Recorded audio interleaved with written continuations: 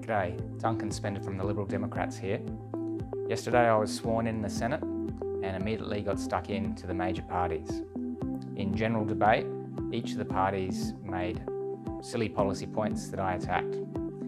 The Nationals said that they should provide special treatment for farmers, and I pointed out that farmers don't need special treatment, they just need to be left alone. The Liberals talked about how they're great for festival goers, but I pointed out that in New South Wales they're crushing festivals with liquor licensing changes.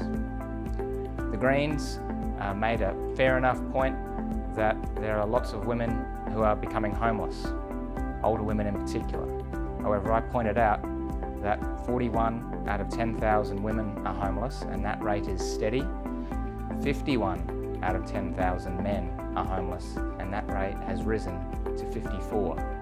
We can't just have blinkers on when we think about issues in society, we need to think about all Australians. And finally, Labor were attacking foreign ships, and I pointed out, well, our exporters want foreign ships to come so they can get their goods to their markets. Today, unfortunately, the fix is in. Labor and the government have agreed to ram through, without debate, about a dozen bad bills.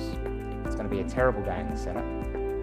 In addition to that, we're not going to deal with some of the motions that need to be dealt with. One of the motions is a motion I was going to put to make sure that estimates happened even if an election was called. So the Senate, because of Labor and the Coalition agreeing, are going to give themselves a week off next week. They're not going to come to estimates, and they're going to save the public servants from any scrutiny. It's terrible. Also, we'll miss the opportunity for my motion where we would congratulate Jill Colborne for being the first Australian woman to qualify for the Biathlon of the Women's World Cup in 20 years. A fantastic event involving skiing and shooting.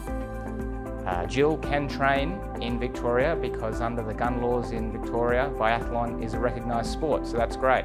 Unfortunately, Jill can't train in New South Wales because the gun laws in New South Wales don't recognise biathlon as a sport. So, if we're talking about relaxing gun laws, that's one reason why we should. Biathlon should be a recognised sport in New South Wales. It's pretty simple. Anyway, that's the day ahead.